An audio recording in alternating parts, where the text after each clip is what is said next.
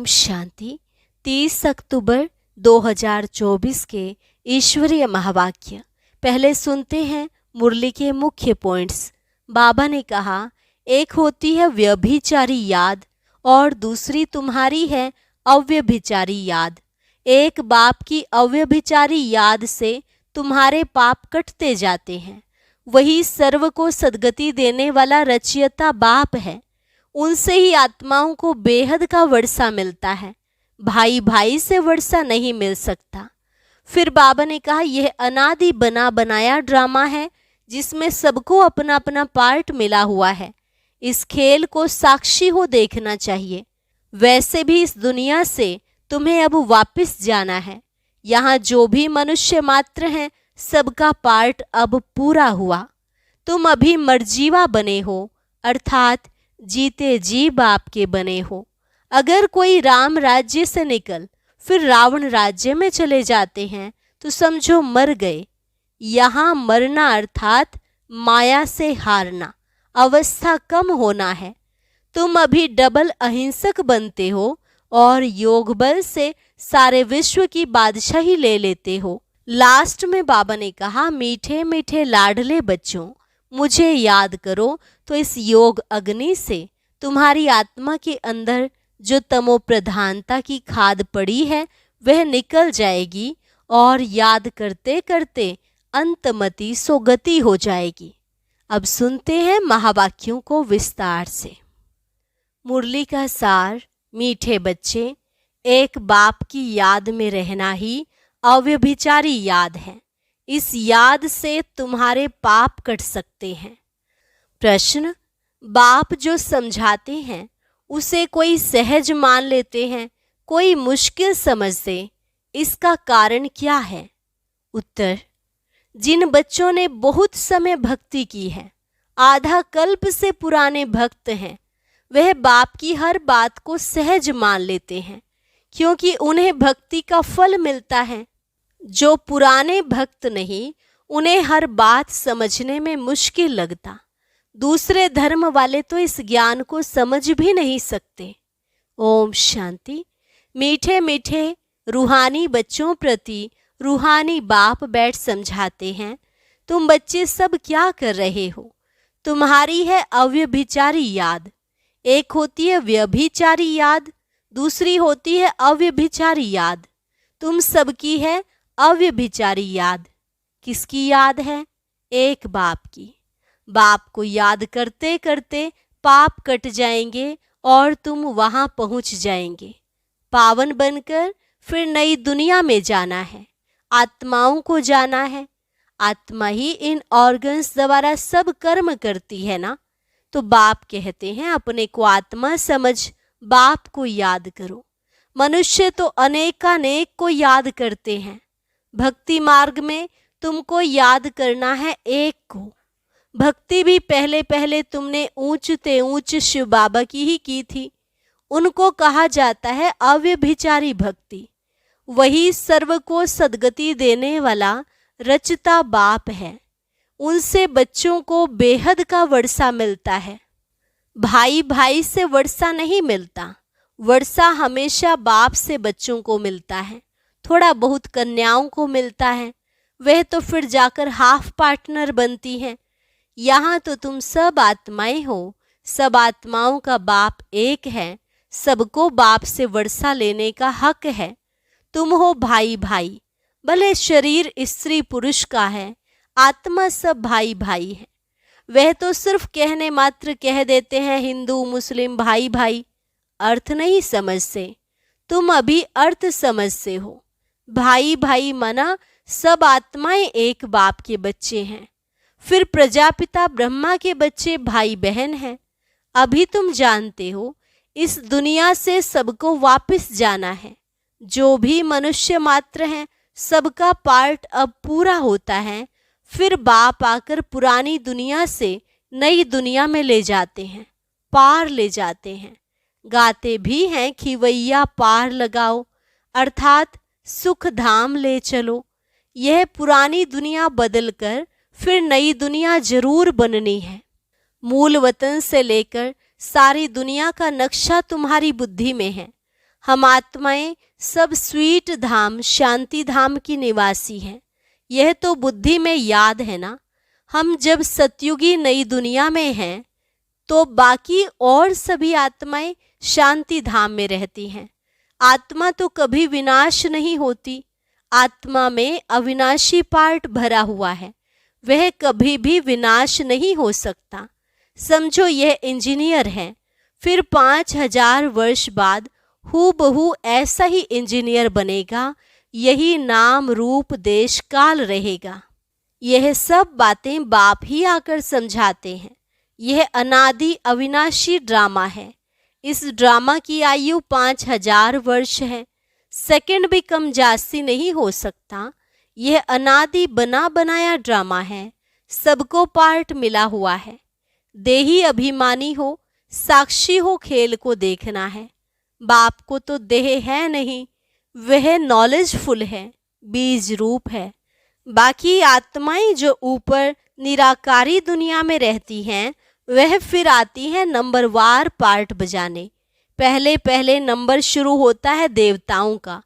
पहले नंबर की ही डायनेस्टी के चित्र हैं। फिर चंद्रवंशी डायनेस्टी के भी चित्र हैं। सबसे ऊंच है सूर्यवंशी लक्ष्मी नारायण का राज्य।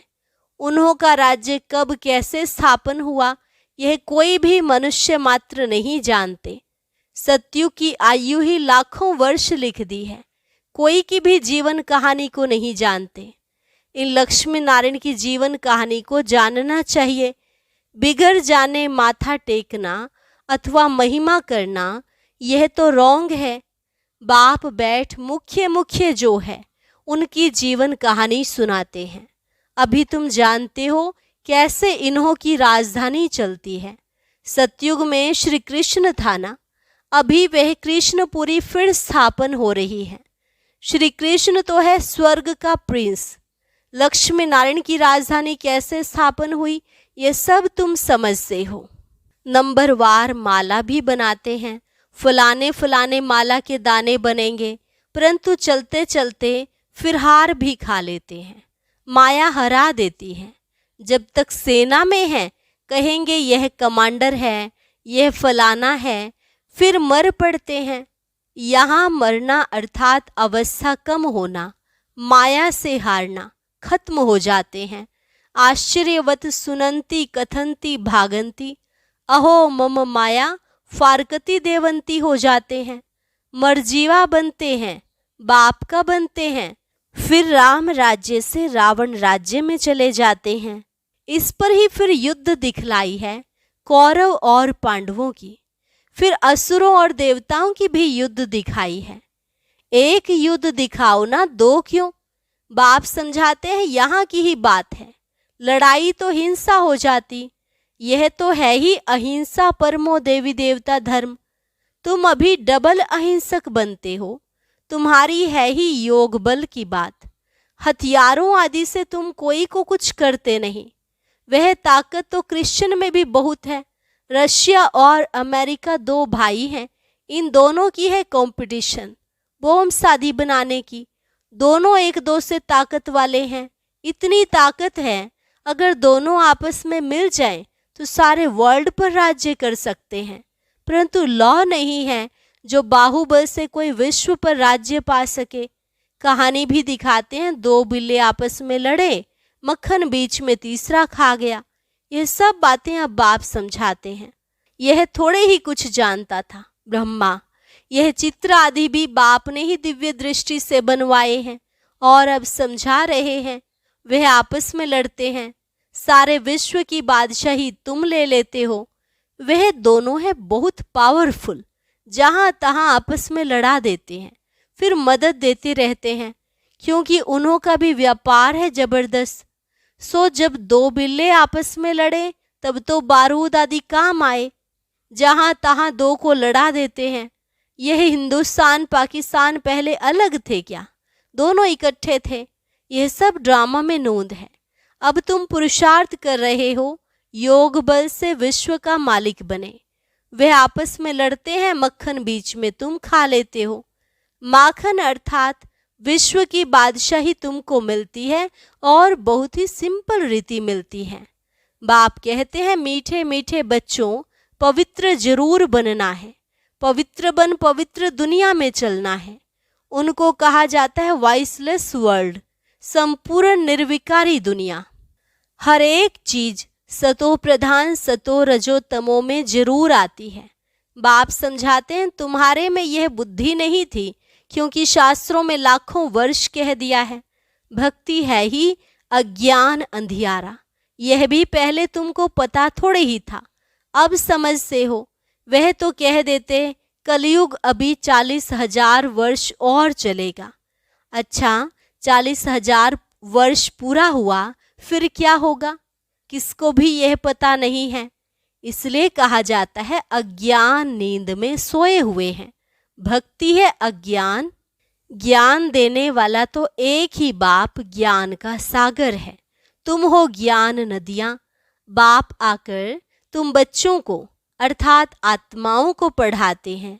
वह बाप भी है, टीचर भी है, सतगुरु भी है, और कोई भी ऐसे नहीं कहेंगे। यह हमारा बाप टीचर गुरु है। यह तो है बेहद की बात।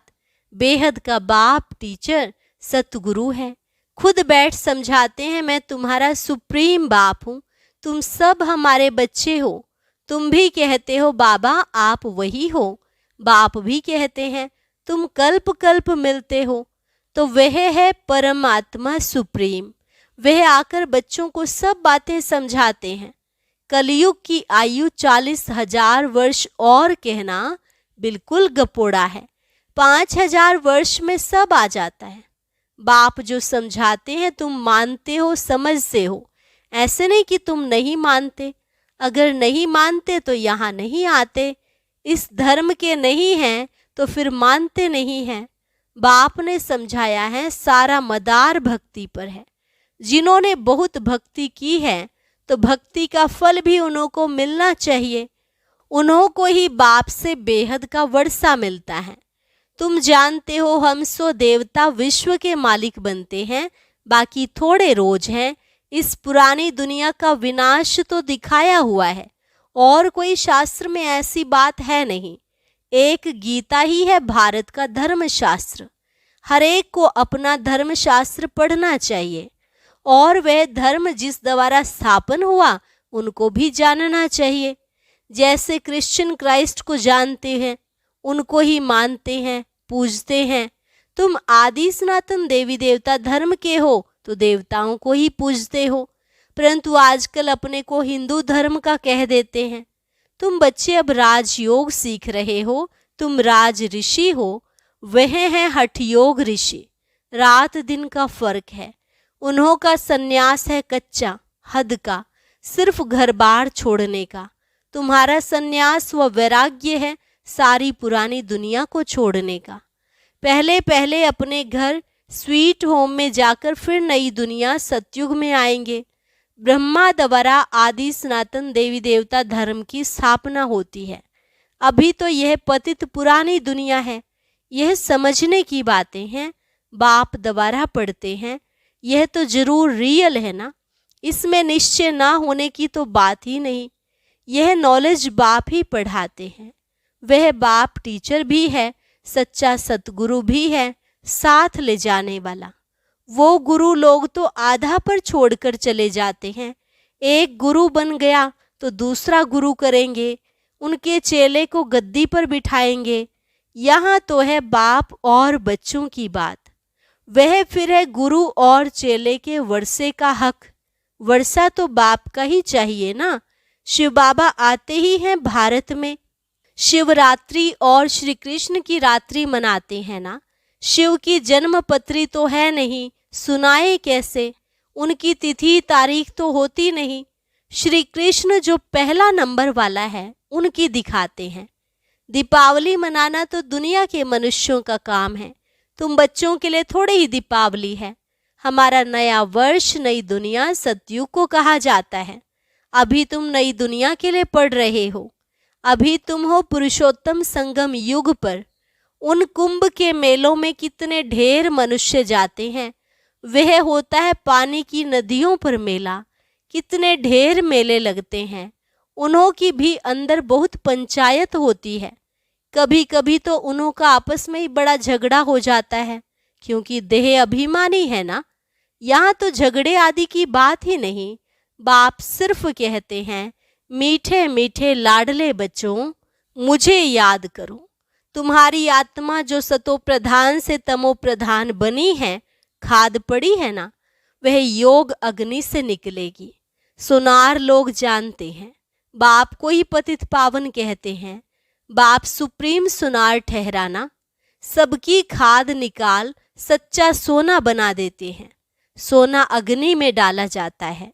यह है योग अर्थात याद की अग्नि, क्योंकि याद से ही पाप भस्म होते हैं। तमो प्रधान से सतो प्रधान याद की यात्रा से ही बनना है। सब तो सतो प्रधान नहीं बनेंगे, कल्प पहले मिसल ही पुरुषार्थ करेंगे। परमात्मा का भी ड्रामा में पार्ट नूंधा हुआ है। जो नूंद है वह होता रहता है, बदल नहीं सकता। रील फिरता ही रहता है। बाप कहते हैं, आगे चल तुमको गुहिये गुहिये बातें सुनाएंगे। पहले पहले तो यह निश्चय करना है, वह है सब आत्माओं का बाप, उनको याद करना है। मन मनाभव का भी अर्थ यह है। बाकी श्री कृष्ण भगवानुवास तो है ही नहीं। अगर श्री कृष्ण हो फिर तो सब उनके पास चले आए, सब पहचान ले। फिर ऐसे क्यों कहते कि मुझे कोटों में कोई जानते हैं? यह तो बाप समझाते हैं, इसलिए मनुष्यों को समझने में तकलीफ होती है। आगे भी ऐसे हुआ था। मैंने ही आकर देवी देवता धर्म की स्थापना की थी। फिर यह शास्त्र आदि सब गुम हो जाते हैं। फिर अपने समय पर भक्ति मार्ग के शास्त्र आदि सब वही निकलेंगे। सतयुग में एक भी शास्त्र नहीं होता, भक्ति का नाम निशान नहीं। अभी तो भक्ति का राज्य है। सबसे बड़े ते बड़े हैं श्री श्री 108 जगत गुरु कहलाने वाले। आजकल तो 1008 भी कह देते हैं। वास्तव में यह माला है यहाँ की। माला जब फेरते हैं तो जानते हैं फूल निराकार है, फिर है मेरू, ब्रह्मा सरस्वती युगल दाना, क्योंकि प्रवृत्ति मार्ग है ना। प्रवृत्ति मार्ग वाले निवृत्ति मार्ग वालों को गुरु करेंगे तो क्या देंगे? हठयोग सीखना पड़े। वह तो अनेक प्रकार के हठयोग हैं। राजयोग है ही एक प्रकार का, याद की यात्रा है ही एक, जिसको राजयोग कहा जाता है। बाकी और सब हैं हठ योग, शरीर की तंदुरुस्ती के लिए। यह राजयोग बाप ही सिखलाते हैं। आत्मा है फर्स्ट, फिर पीछे है शरीर। तुम फिर अपने को आत्मा के बदले शरीर समझ उल्टे हो पड़े हो। अब अपने को आत्मा समझ बाप को याद करो तो अंतमति सुगति हो जाएगी। अच्छा, मीठे मीठे सिकिलधे बच्चों प्रति माता पिता बाप दादा का याद प्यार और गुड मॉर्निंग। रूहानी बाप की रूहानी बच्चों को नमस्ते। रूहानी बच्चों की रूहानी बाप दादा को नमस्ते नमस्ते, गुड मॉर्निंग। धारणा के लिए मुख्य सार। पहली पॉइंट, इस अनादि अविनाशी बने बनाए ड्रामा में हर एक के पार्ट को देही अभिमानी बन साक्षी होकर देखना है। अपने स्वीट होम और स्वीट राजधानी को याद करना है। इस पुरानी दुनिया को बुद्धि से भूल जाना है। माया से हारना नहीं है। याद की अग्नि से पापों का नाश कर आत्मा को पावन बनाने का पुरुषार्थ करना है। वरदान, दीप माला पर यथार्थ विधि से अपने दैवी पद का आह्वान करने वाले पूज्य आत्मा भव। दीप माला पर यथार्थ विधि से अपने दैवी पद का आह्वान करने वाले पूज्य आत्मा भव। दीप माला पर पहले लोग विधि पूर्वक दीपक जगाते थे। दीपक बुझे नहीं यह ध्यान रखते थे, घृत डालते थे, विधि पूर्वक आह्वान के अभ्यास में रहते थे। अभी तो दीपक के बजाय बल्ब जगा देते हैं। दीप माला नहीं मनाते, अब तो मनोरंजन हो गया है। आह्वान की विधि अथवा साधना समाप्त हो गई है। स्नेह समाप्त हो, सिर्फ स्वार्थ रह गया है। इसलिए यथार्थ दाता रूपधारी लक्ष्मी किसी के पास आती नहीं, लेकिन आप सभी यथार्थ विधि से अपने दैवी पद का आह्वान करते हो, इसलिए स्वयं पूज्य देवी देवता बन जाते हो। स्लोगन: सदा बेहद की वृत्ति, दृष्टि और स्थिति हो, तब विश्व कल्याण का कार्य संपन्न होगा। सदा बेहद की वृत्ति, दृष्टि और स्थिति हो, तब विश्व कल्याण का कार्य संपन्न होगा। अच्छा, ओम शांति। वर्तमान समय संसार की मेजॉरिटी आत्माएं विशेष 3 बातों से निराश हो गए हैं। वह कौन सी 3 बातें हैं, सुनते हैं आज के ज्ञान मोती में। ओम शांति। इस युक्ति से 1 सेकंड में सर्व समस्याओं का हल मिल जाएगा। वह कौन सी युक्ति है, सुनते हैं आज के ज्ञान मोती में।